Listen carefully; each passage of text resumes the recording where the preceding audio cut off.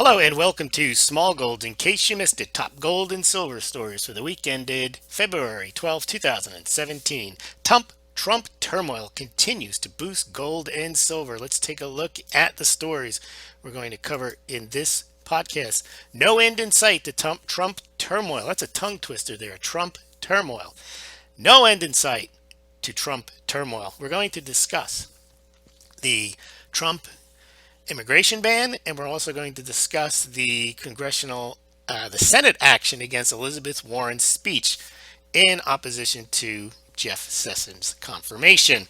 And those two examples will provide us with a sense of what is going on in the country and how there will be this type of political turmoil created in connection with Donald Trump's actions and the people that are opposed to him, and how that will impact the gold and silver markets. Also, Fed President Bullard is talking about or recommending that the Fed shrink its balance sheet to provide room for, you guessed it, more QE. We'll go through some charts on that.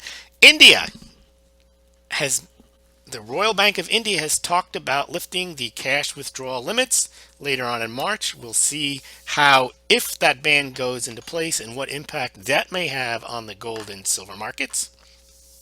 Utah and Texas legislation is preparing for a greater role for gold and silver. And Germany gets its gold back from the Federal Reserve. So we're going to cover those stories. This will be quite a long, not that long podcast, but it'll be longer than most that we've done. If you're interested in helping Smaulgld out and you like the work that we're doing, you can kindly donate to Smaulgld via Bitcoin or via PayPal or via Patreon at the links below or on the website itself. Those donations do help us out, and I do appreciate it. Thank you very much for those of you who have donated. Now let's go through this Donald Trump turmoil concept that I have been discussing for the past 4 or 5 months. The most recent one on the travel ban is just a continuation of what's going on, and this may get worse.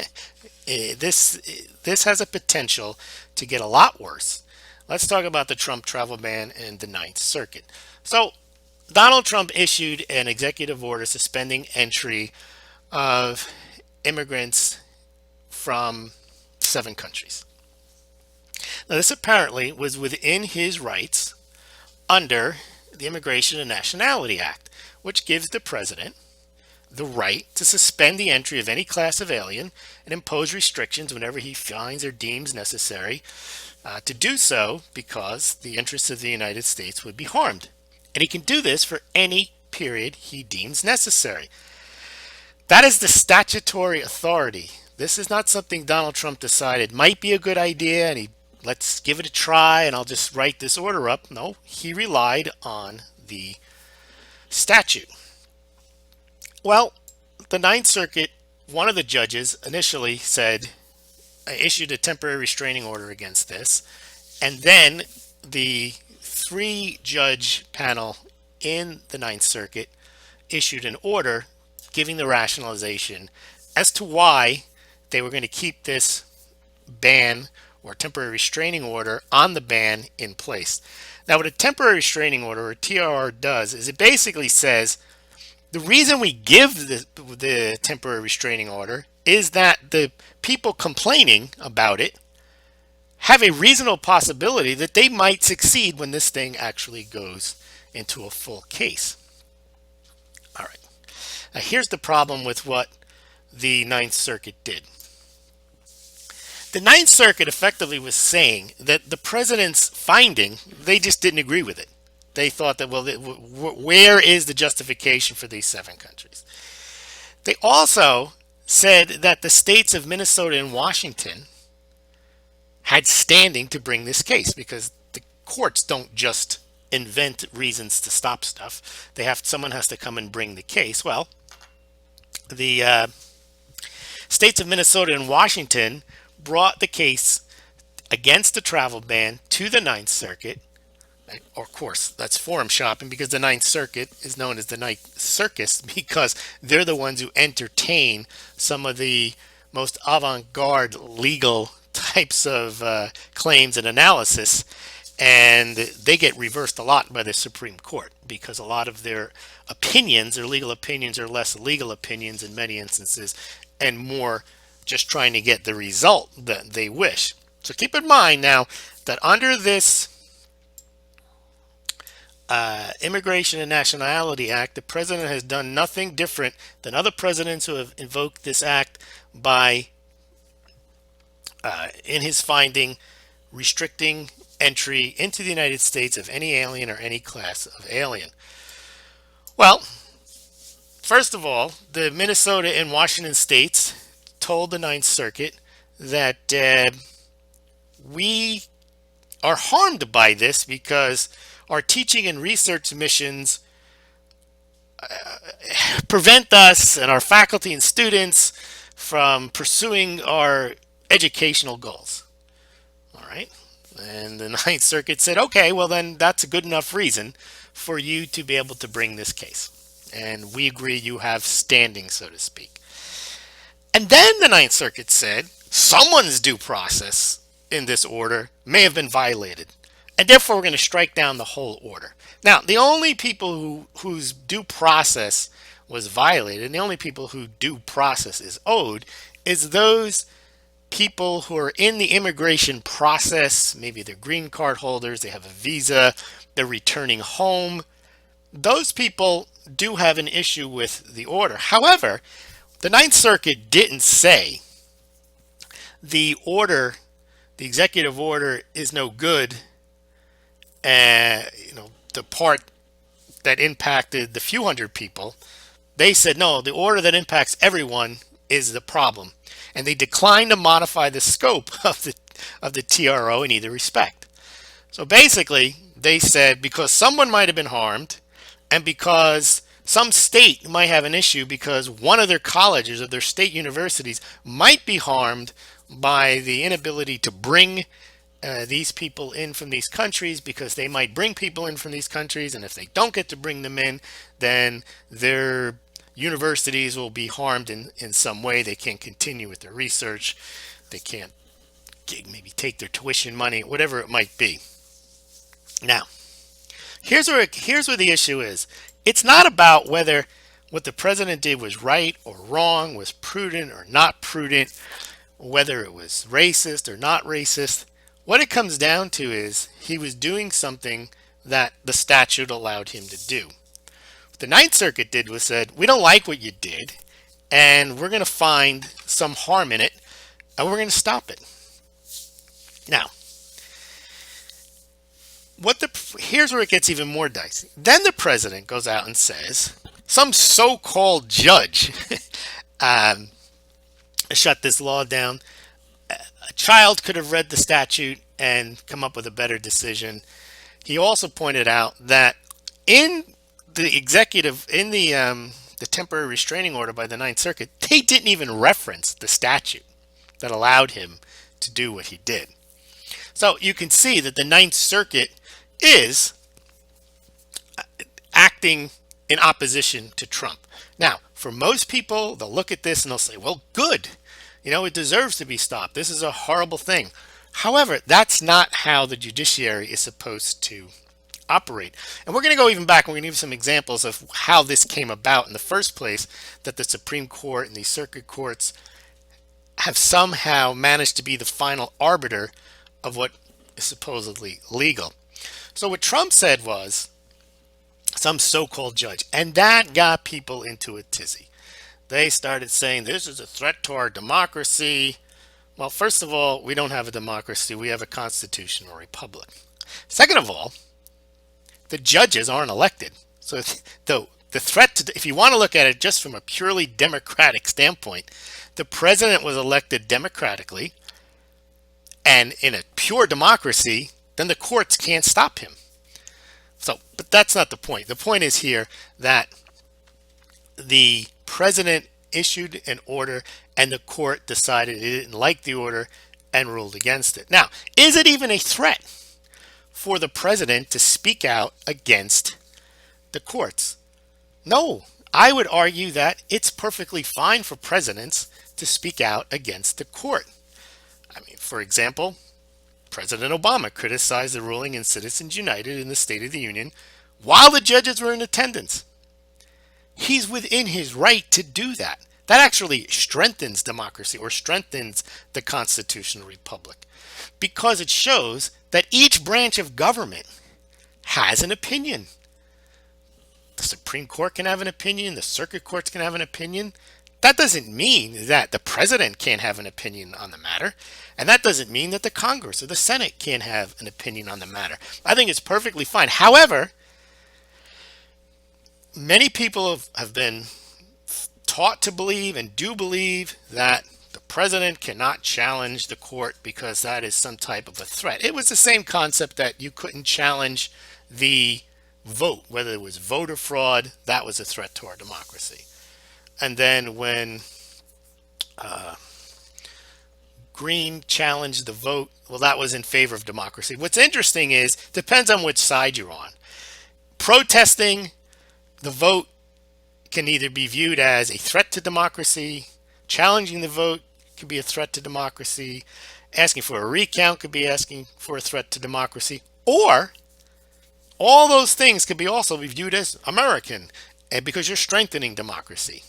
So it just depends on what side you're on. And right now we're in a situation where both sides, it's probably an even split, although the split is probably in numbers, but it's not split in geography, meaning that along the coast you have strong Trump opposition, and then in what you call flyover country you have strong Trump support. Now, how does all this tie into what might happen? Well, one thing we've learned about Trump is he does not back down. Even when he's wrong or appears to be wrong, he does not back down. And that does create for a very volatile and potentially tumultuous future. And here's why. It wasn't always the case that the Supreme Court ruling was final and it meant that whatever they said, that was the law of the land. That goes back to about 10, 15 years after the creating of the United States, after the Constitution was instituted and approved and ratified, in a case called Marbury versus Madison. I'm not going to go through the details of that case, but that case set in 1803 the precedent that the Supreme Court is the final arbiter of constitutional issues. Now, had some of the signers of the Constitution known that might have happened, they never would have signed it. Because back then, all the states, they were all their own sovereign entities, and they were concerned about giving over authority to the federal government, especially a Supreme Court. Well, one of the tests happened in 1832. Now, this is important because it was Andrew Jackson. And Donald Trump appears to be a big fan of Andrew Jackson. I think he has a bust of his in his office. Well, there was a case in 1832 that Andrew Jackson and Georgia was trying to remove Native Americans from their lands. And there had been treaties set up where certain areas outside of the states of the United States west were considered sovereign Indian lands. And the states couldn't just go in there and take over their land. Well, that's what they did. And the Supreme Court ruled that Georgia couldn't basically kick Indians and Native Americans off their land.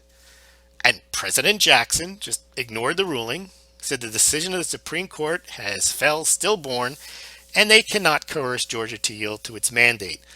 The translation to that is the Supreme Court has issued its order, now let them try and enforce it. Here's the problem. The Supreme Court does not have any enforcement power other than moral authority. The Supreme Court cannot enforce a law. Remember, the executive is if you go back to your civics, if you ever had it, the president is the executive. He enforces the law. Well, in this case, Jackson said, I'm not enforcing that ruling. Now, the law still stands that the sovereign nations of the Native Americans still stood, but Jackson wasn't going to recognize it. Now you could see it's possible that Trump may do the same thing. Now he does something like that, all hell will break loose. We almost had this circumstance in recent history in 1974. President Nixon was under extreme pressure to release the Watergate tapes. And he said, I'm not giving up the Watergate tapes. I'm going to claim executive privilege. Finally, the case went to the Supreme Court. And the Supreme Court said, sorry, Richard, you got to turn over the tapes. Now, Nixon considered flipping in the bird and saying, okay, what are you going to do? What if I say no? Are you going to send the 8, 9 justices up into the White House and try to grab the tapes from me? How are they going to enforce their order? Well, Nixon didn't have the fight in him to defy the court order. Now, Nixon also was very wounded politically, and Nixon, if you know about Nixon, was not a direct confrontational kind of guy. You can see where I'm going with this. And Nixon apparently also was in the wrong. I mean, Nixon had engaged in a cover-up, and the tapes were the evidence. So it's possible that Donald Trump may decide he may issue another executive order. And this one will make it very clear that the people that have green cards or people that have visas or people returning from traveling, well, maybe they won't be included in the order. That should appease the Ninth Circuit because they struck down the whole thing on the basis that someone might be inconvenienced, someone's due process might be harmed in this order. Well, if he takes those things out and explicitly allows for them to come in, it'd be very hard for the Ninth Circuit to argue honestly that the president doesn't have this authority. So I would think that if he did issue another executive order and the Ninth Circuit struck it down, you could see some type of defiance of that court order. If that happens, again, the United States markets do well because of political certainty. We don't have this constant back and forth. We have political debate, but we don't have the type of political instability that you have in some of these other countries. The perception would be that you have a president who is defying the law, even though it may be that it's the courts that are misinterpreting the law. Doesn't matter. That creates a very volatile mix. Let's go to the next issue. And again, this is in the Senate. We have seen the Senate, for better or for worse, even though they talk about obstruction, they give each other what they want and the budget grows and they complain about it. But over the last 15, 20 years, there has not been that much contention in the Senate. However, this time, and we're still not finished with Trump's confirmation hearings for his cabinet members, we saw Elizabeth Warren take to the Senate floor as part of the debate to confirm Senator Jeff Sessions as Attorney General of the United States. And she proceeded to criticize the senator, and she also read a letter from Coretta Scott King. And Senate Majority Leader Mitch McConnell invoked Senate Rule 19, which states, no senator in debate shall directly or indirectly, by any form of words, impute to another senator or to other senators any conduct or motive unworthy or unbecoming of a senator. Okay, what that means is basically no senator can criticize another senator. In debate, doesn't matter. So, if you're a senator and you're up for confirmation, your other senators they can't say anything bad about you, basically. Well, Senator Warren had decided, and remember, they had also tried to stop Betsy DeVos, another contentious Senate confirmation hearing. She wasn't a senator, so they were able to trash her at will. But Senator Sessions, supposedly under this rule, is afforded some type of senatorial courtesy. And so, but what this came about And how this impacts the concept of turmoil is Elizabeth Warren was told you cannot continue. And she's waving Coretta Scott King and saying, look, I have this letter. It's not me that's impugning the senator. Well, you can't, it's the law, the rule says no senator in debate shall directly or indirectly, which means you can't say, well, someone else said it. I mean, it really doesn't matter whether the words are from Abe Lincoln, Mother Teresa, Nat King Cole, or Jolly Green Giant. It doesn't matter. She is not allowed, under these Senate rules, which she should know. I mean, if you're a senator, you've been around a few years, you should know what the Senate rules are, cannot impugn another senator. Now, everyone looks at this and they, again, it's just like with the Ninth Circuit case. They say, this is an unjust result. Why can't she mention Coretta Scott King and why? Well, because there's a rule against it.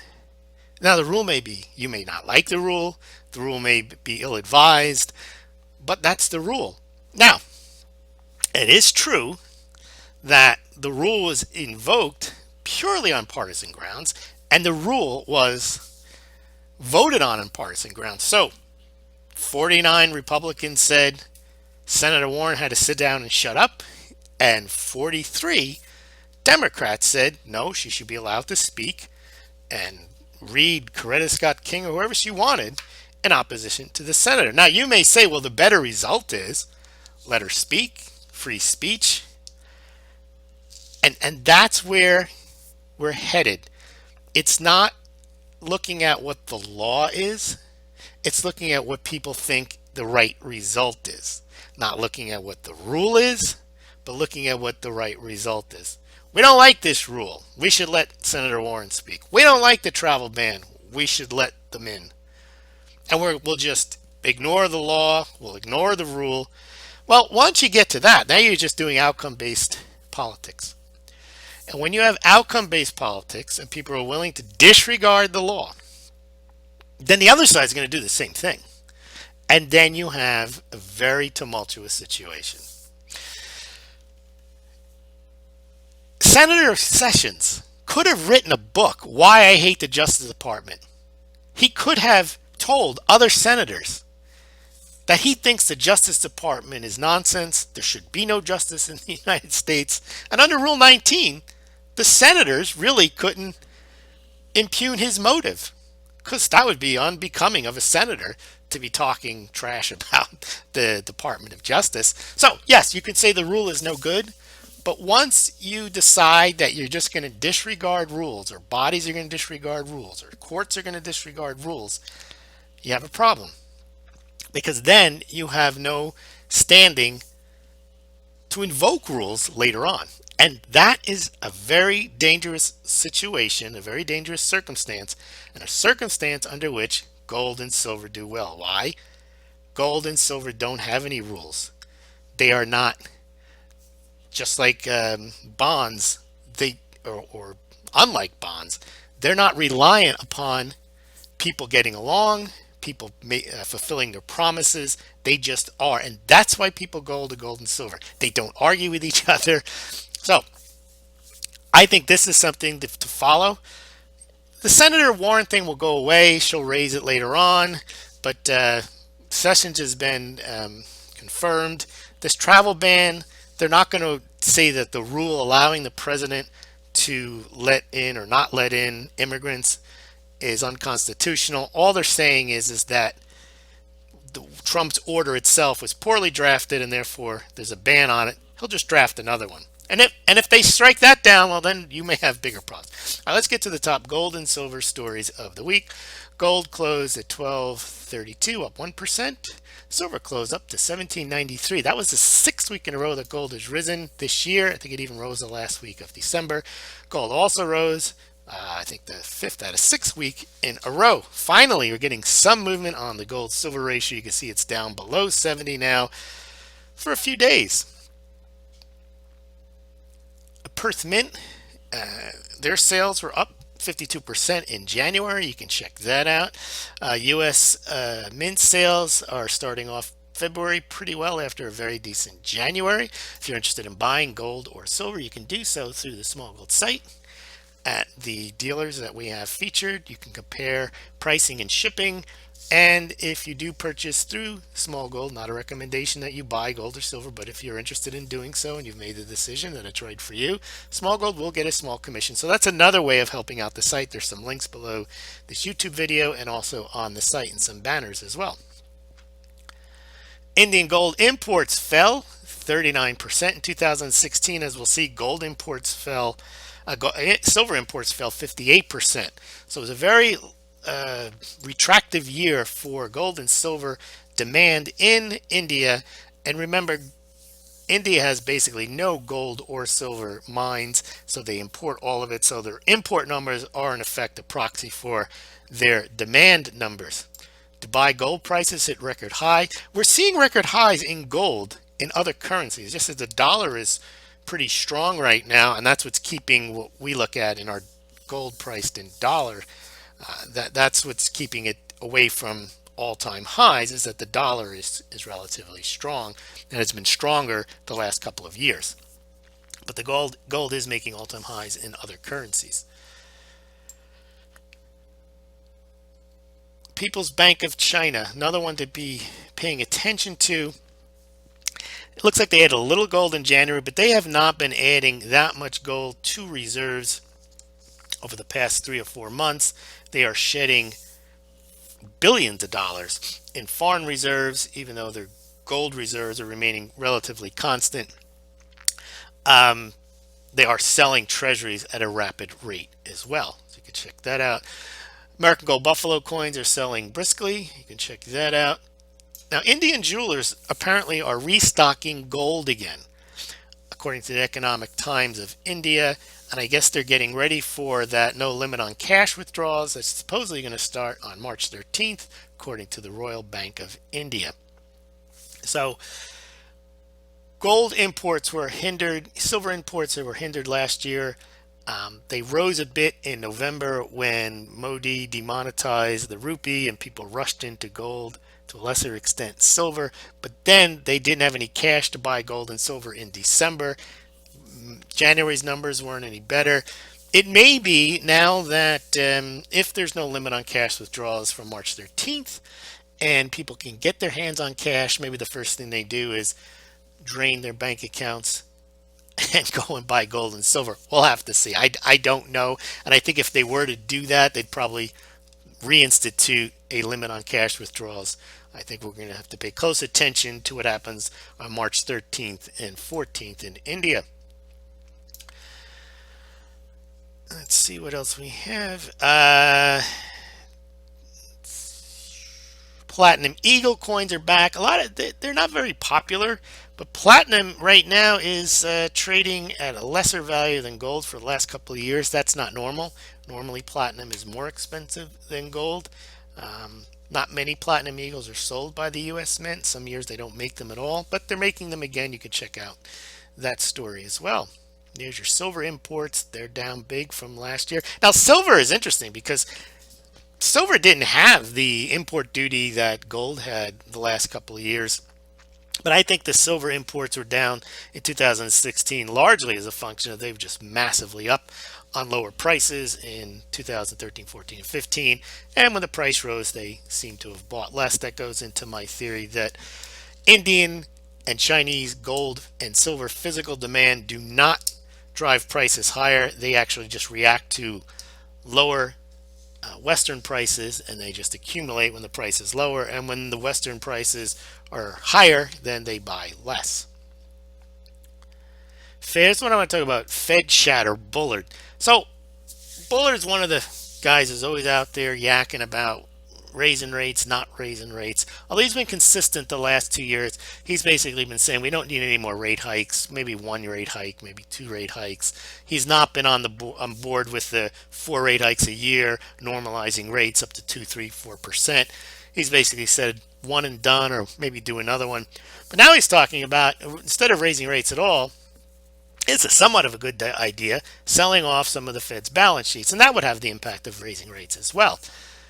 But he kind of ruined his statement by saying that, if we lower our balance sheet, then maybe we can do QE again. Well, they'd have to lower it pretty much because if you look, here's how many treasuries the Fed has. They've got 2.4 trillion worth of them. That's twice as much, more than twice as much as China and Japan have. More than twice as much as Japan has, and more than what China and Japan have combined. So that's a massive amount of treasury securities. And look where they used to have, way down here, 400, 500 billion dollars. So he's talking about selling off the balance sheet. Now, the balance sheet of the Fed isn't just treasury securities. They also have a bunch of mortgage-backed securities and other stuff. Look how big it is.